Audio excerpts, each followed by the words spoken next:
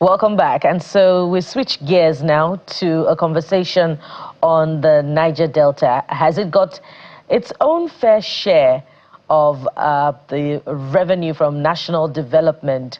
Why are we still talking about environmental degradation decades after the discovery of oil?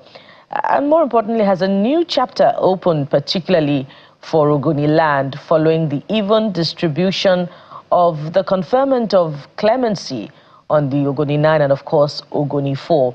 All these issues are related and important. Let's have this conversation. And joining us this morning is Mr. Cyril Eziaku. He's the General Manager, CEO, Clean Nigeria Associates Limited. And we also have joining us Mr. Lucky Igoyota, who's an energy consultant. And they both join us virtually this morning. Thank you so much, gentlemen, for joining us on the program. Thank you for having us. Let me start with, indeed, let me start with Mr. Igoyota. I hope I got your name correctly. And let's look at what seems to be the most recent. Of course, the conferment of Clemency on the Ogoni 9 and the Ogoni 4, and the plans by the federal government to begin exploration of oil in the Niger Delta. How are you weighing in on this development, and how well does it augur for Ogoni, considering the level of cleanup that has been achieved by HYPREP so far? Yes. It's a commendable move by the government. If you look at it objectively. But is that enough? No. Like you said, given what HYPREP have been doing since the UNEP report came out, it's been in phases from 5 years. The first 5 years have been said to have achieved a whole lot in the shoreline recovery and other aspects of the cleanup. But is that where we want to be? There have also been concerns around transparency and accountability. UNEP have had a mark $1 billion for a 20 to 30 years cleanup plan, offering clemency to people, the Ogoni 9, the Ogoni 4, that were involved in the agitation of oil and gas exploration and its effect in the ecosystem of Ogoni people is not enough. That's the political side of it.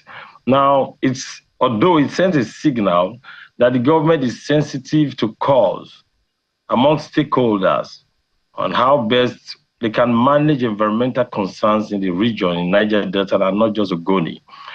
But beyond that, we expect a scale-up of things as we move forward. It shouldn't just end there. But summarily, my position would be that it's a welcome development, like the way others have looked at it.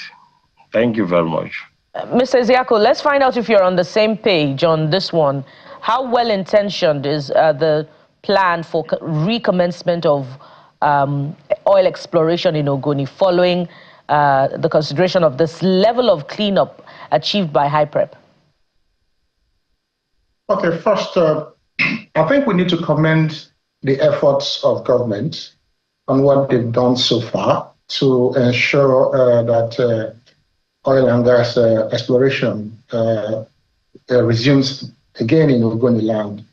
Because if you check some of the spill data and the news we have, since that area had been left out of operation, there's been a lot of further environmental degradation from sabotage and all the rest of them, because those fields have been left lying fallow. And so, and looking at the need for further development in the country, and the fact that other forms of energy are fast becoming much more preferred, it is important that we explore what we have at this point in time, and also in the process of doing that, better the lives of these Ogoni people we're talking about. But in doing that, I think it's important that a proper arrangement is worked out just to ensure that this new line of exploration ends up bettering the life of the Ogoni people and not degrading the environment further. And so there are necessary things that need to be put in place to ensure that whoever is going back there to further explore oil ensures not only just the development of Ogoni people, but a reduced further impact on the environment. So I think it's a good thing that the government is trying to reopen operations in Ogoni land. Let me stay with you for a moment as far as this operations is concerned. I'm looking at some of the data that is available, and it appears the numbers in terms of the incidence of spills is reducing because I know that the NUPRC had also published to the effect that the incidence of oil thefts as well, based on their own data. But more importantly is how this affects the lives and the well-being and the livelihood of the people in the Niger Delta region, and what can be done to correct some of the damages that had occurred in this area. And now sometimes it feels like there's a lot of lip service for political convenience when it comes to remediation efforts. And so when you see what is playing out and what has played out so far and some of the promises being made, how confident are you as a watcher that some of the things that government has promised as far as this is concerned will come to effect? And are the people themselves believing in the government enough to be able to help government to sustain and help to stop some of this spill that is as a result of sabotage in the places where sabotage is a cause? Okay, so first of all, going back to operations there, in view of the current PIA, which makes provision for a whole lot of things, including development of the community where these operations are happening. I think if the PIA is fully enforced, that assurance is already there based on that. And then one of the key things also to ensure that the environment is also taken care of is that there are laws in the country. And I think it's about enforcement at this point in time. When we talk about remediation, we're talking about the second level damage repair. If you have a spill and that spill is contained as soon as it happens, you won't even get to the point where we're discussing some of the issues we're discussing now in terms of remediation in Ogoni land, and which is where we're saying that whoever is going back to Ogoni land or whoever is doing oil and gas operations in Nigeria should have contingency arrangement for oil spill. It is that contingency arrangement that enables you that when you have operational mishaps, it doesn't escalate. And most of these things we are seeing where we keep talking about remediation. Remediation is not the first option for mitigation. The first option for mitigation is containment and recovery when you have the spill. And there are arrangements that ensures that companies can deal with that. But unfortunately, a lot of companies operating in the Niger Delta and elsewhere do not have this contingency arrangement, and which is why we're saying that if regulators, following the tenets of the law, insist that you cannot operate within these areas if you don't have this contingency arrangement, then we'll have that assurance that, yes, even while the PIA ensures that the economic benefit of the oil production is given to the people, also the environment is preserved both for present and future generation.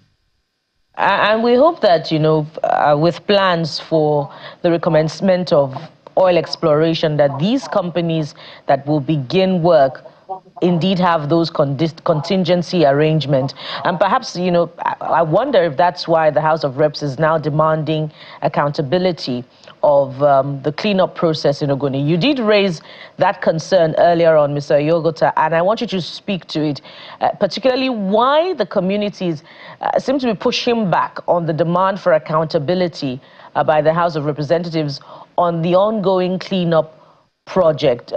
Where are you on this? The environment, the communities say the federal government does not appropriate for the cleanup, hence they have no right to ask those questions. Do you agree? I won't totally agree with them, because probity is part of government's business. The legislative arm of government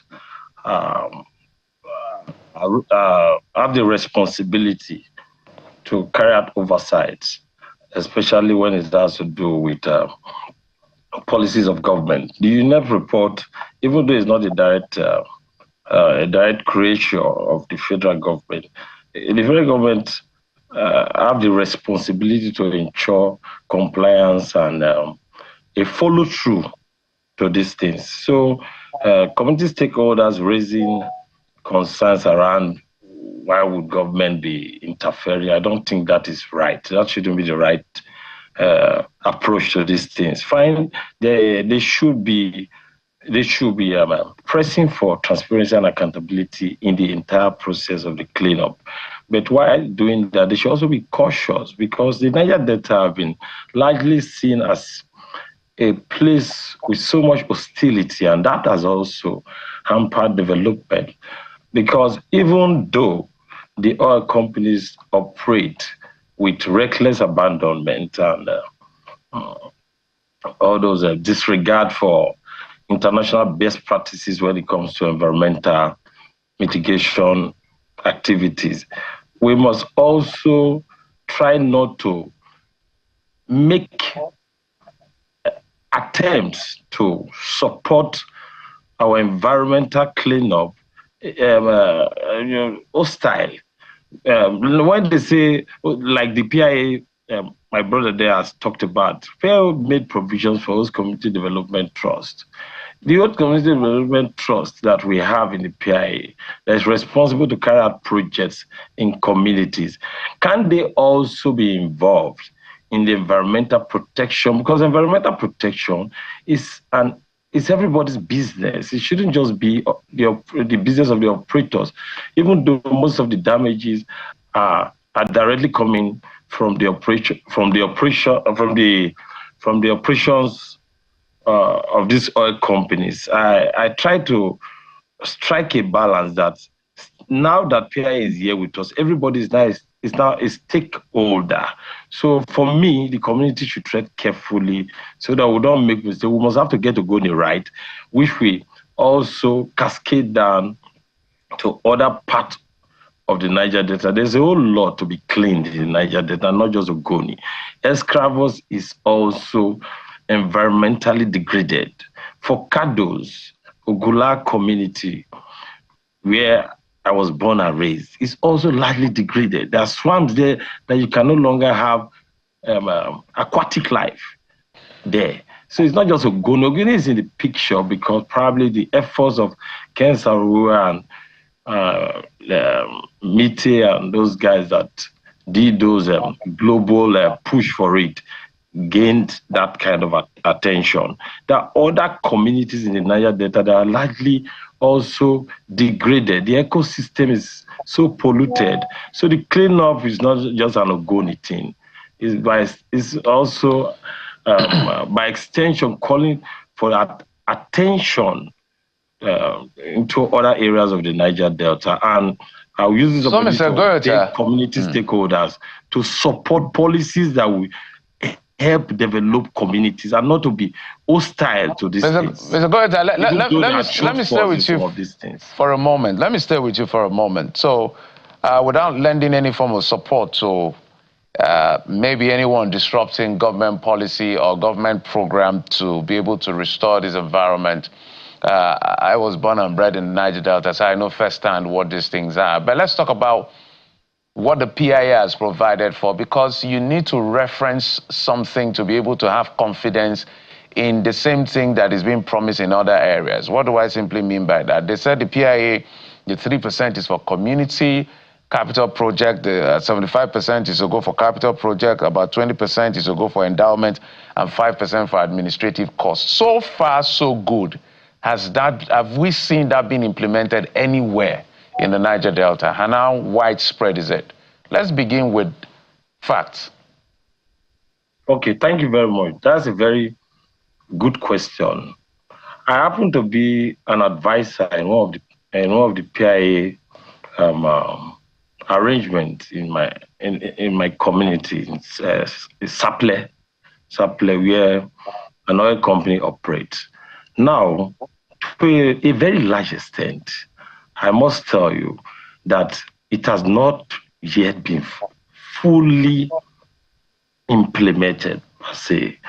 Fine, monies may have been defrayed and stuck in a particular designated account, but across board, I can conclude here and say very confidently that even though monies have been defrayed and stashed, there have not been actual capital projects showing that PIA has actually been fully implemented when it comes to host community development activities.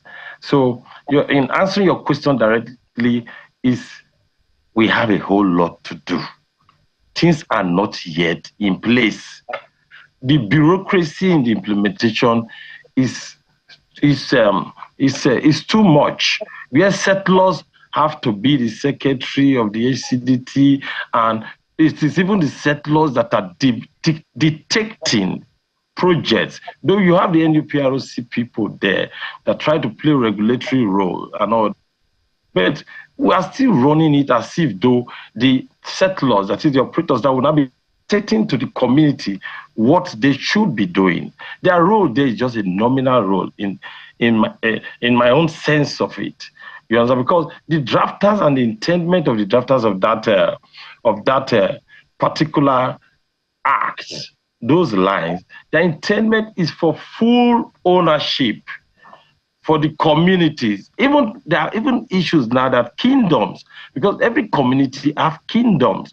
The kingdoms where these communities are not even captured in the PIA. Don't forget that people are already calling for a review.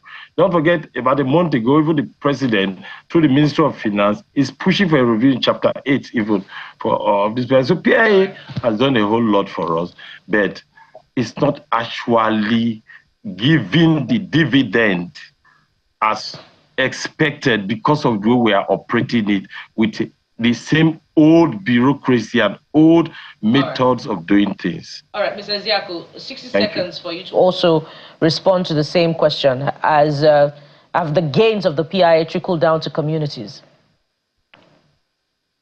Okay, so, when we talk about communities, we need to first of all understand that the word community is not limited to a certain group of people. So, based on what was said in this conversation today, it was clearly stated that the number of spills and volume of spills are going down. So, in terms of environmental dividend, it is clear that once we have those spills reducing, then at least the environment is being taken care of to a large extent. So when we begin to talk about individual benefits, one of the things I will say, I'm not part of those who are implementing the PIAs, or I don't have the details how it's implemented. But I know clearly that the government has a framework for how that will be implemented. And if there are issues or challenges with that framework, I think the onus is on the people who are stakeholders on these PIA issues to address them. Just like he said, the president is calling for a review and all of that.